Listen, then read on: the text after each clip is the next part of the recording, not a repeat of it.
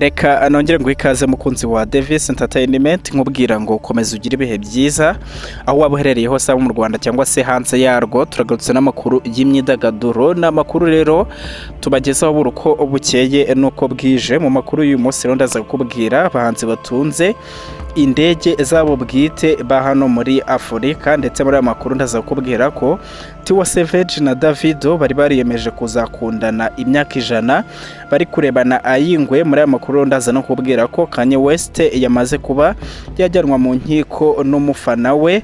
Amakuru arambuye ni mukanya gato cyane. Ibintu bihenze rero by'agaciro, imyambarire ihenze n'ubuzima buhenze nibyo abasitari benshi bahuriyeho. Amafaranga menshi rero babona usanga bayashyira mu bindi bintu bihenze, birimo no kugura ibintu bitangaje abantu basanzwe batagura cyangwa se ngo batunge, birimo nko kugura private jet cyangwa se indege bwite. Mu gihe rero hari abahanzi benshi bo mu bihugu bya Afrika bakirwana n'ubuzima, hari abandi twavuga ko bamaze kugera aho bajya, aho rero bahuriye mu buzima buhenze bakesha ifaranga bibitseho. Nubwo rero hari abahanzi badatunze ikinyabiziga na kimwe, hari abafite indege zabo ubwite. Dore abahanzi 5 rero nyafurika batunze indege bwite zabo kandi zihenze. Ku mwanya wa mbere rero hari P-Square. Itsinda rya P-Square rigizwe n'abavandimwe b'impanga aribo Peter na Paul. Bari mu bahanzi rero bateje imbere injyana ya Afrobeat mu myaka yashize, ndetse bakanaharurira inzira bagenzi babo. Kuba P-Square rero imaze imyaka myinshi mu muziki, yanawukuyemo amafaranga menshi ku buryo mu mwaka wa 2012 babaye abahanzi ba mbere muri Nigeria baguze indege bwite. Mu gihugu cya Saudi Arabia baguze miliyoni 31 z'amadolari. Ku mwanya wa kabiri rero hari Black Coffee, umuhanzi rero akaba n'utunganya indirimbo afatanya no kuba umuvanzi w'umuziki cyangwa se DJ iyo wamamaye nka Black Coffee nyine unayoboye abahanzi bakize muri Afrika y'Epfo. Uyu muhanzi rero yaguze indege bwihiteye muri 2017 yo mu bwoko bwa DEAMO Premier A1, ayiguze rero asaga miliyoni 28 z'amadolari. Ku mwanya wa gatatu hari Davido, icyamamare mu muziki mpuzamahanga. Rero Davido ari mu bahanzi bake muri Nigeria batunze indege bwite zabo. Uyu muhanzi rero ukunzwe kwiyita Omo Baba Olowo, bisobanuye ngo umwana wo mu bakire. Ni nabyo koko, dore ko muri 2018 se wa Davido w'umuherwe witwa Adedeji Adekere yamuhaye impano y'indege bwite yo mu bwoko bwa Bomba Challenge 604 ihagaze miliyoni 34 z'amadolari. Ku mwanya wa kane rero hari Casper, uyu umwanditsi w'indirimbo rero akaba n'umuraperi w'umuhanga wamamaye nyine ku izina rya Cospa. Nawe ari mu bahanzi bake bo muri Afrika y'Epfo batunze indege bwite. Uyu muraperi rero uherutse gutaramira i Kigali yaguze indege bwite muri 2019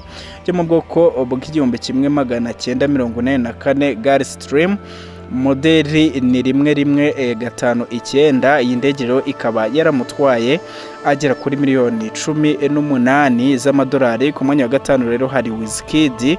Uyu muhanzi rero uri mu bahetse umuziki nyafurika ku bitugu bye. Ibrahim uzwi cyane nka Wizkid nawe ari mu bahanzi batunze agatubutse muri Afrika, ndetse banabigaragaza. Muri 2020 rero uyu muhanzi yibitse indege bwite yo mu bwoko bwa Proper Plan ihagaze miliyoni 28 z'amadolari. Ikinyamakuru Dore Africa gitangaza ko muri Afrika aba bahanzi aribo bahanzi nyine babashije kwerekana indege bwite baguze, mu gihe hari abandi bashyirwa mu majwi ko bazutunze gusa batarabyemeza ku mugaragaro, barimo nka Dibanji cyangwa se Diamond Platnumz cyangwa se Burna Boy, Tiwa Savage, Don Jazzy n'abandi bagiye batandukanye. Nkuko ari nabikubwiye nanone, reka amakuru yacu tuyakomereze kuri Tiwa Savage.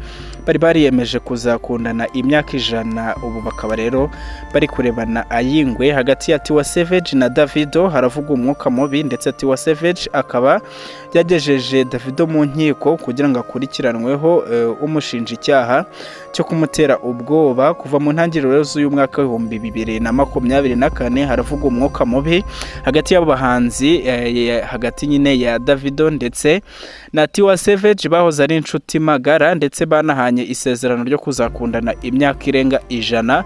Asubiye inyuma gato rero, Tiwa Savage ubwo yazaga muri Nigeria avuye kwiga mu Bwongereza mu mashuri ye yisumbuye ndetse na kaminuza, yatuye mu nzu imwe na Davido, ndetse icyo gihe ubucuti bwabo bwari cira nikubite. Ubwo rero Tiwa Savage yari mu gitaramo yahuriyemo na Davido, yaramuhamagaye amushira imbere y'abantu bose, avuga ko amushimira kubera ubucuti bagiranye mu myaka 10 yari ishize bamenyanye. Hanyuma rero Davido ahita amubwira ko bazamarana imyaka irenga 100. Umubano wabo rero wakomeje kuba mwiza, ndetse mu mwaka w'ibihumbi 2022 ubwo Davido yapfushaga umwana we, Tiwa Savage yari mu bantu ba mbere bamugezeho bamufata mu mugongo kubwo kubura umwana we.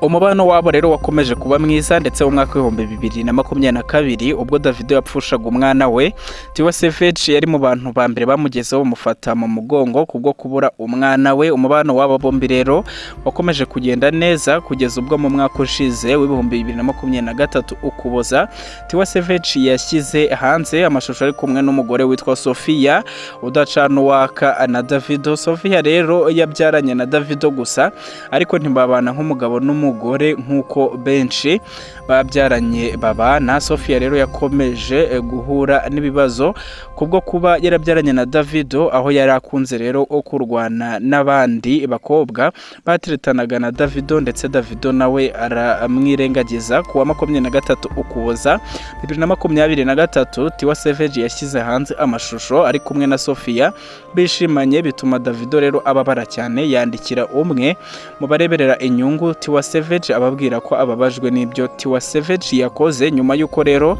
Tiwa Savage abwiwe ibyo Davido yatangaje kuri we, ntabwo byamushimishije na gato. Hanyuma yandikira Davido amubwira amagambo mabi, ndetse anamwihaniza kubera ukuntu yamuvuzeho kuri bamwe bamureberera inyungu. Amagambo rero hagati yabo yarakomeje, ndetse buri wese ahagarika gukurikirana undi ku mbuga nkoranyambaga. Ibyo rero ntabwo byari bihagije kuri Tiwa Savage, ahubwo yisafati ya mbere ajya kurega Davido amushinja iterabwoba ndetse no kumwangisha abantu. Ibyo rero ntibyari bihagije, ahubwo na bamwe mu miryango batangiye kwivanga muri aya makimbirane, harimo rero wahoze ari umugabo wa Tiwa Savage wahaye gasopo Davido, Tunchi rero Blagan uzwi cyane mu myidagaduro yo muri Nigeria nka T-Breeze, akaba azwiho rero kuba umujyanama w'abahanzi bafite impano, ndetse akaba yarabayeho nyine umugabo wa Tiwa Savage. Yahaye rero gasopo Davido amubwira ko natitonda akarekera kubahuka umuryango we azamwigisha isomo,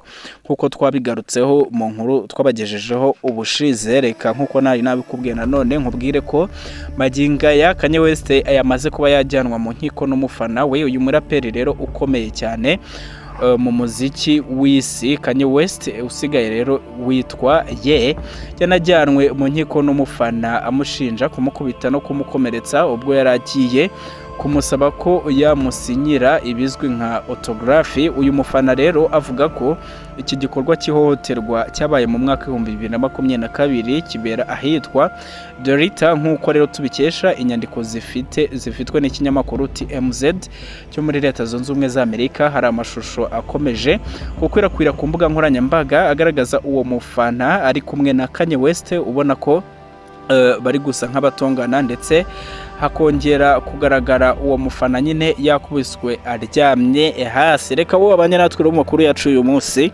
ubwire ngo wakoze kubana natwe. Amakuru yacu nakagaruka nkwibutsa ko iyi ari Davis Entertainment, ariko bwa mbere uhageze rero wakora subscribe kugira ngo ujye ubana natwe buri munsi.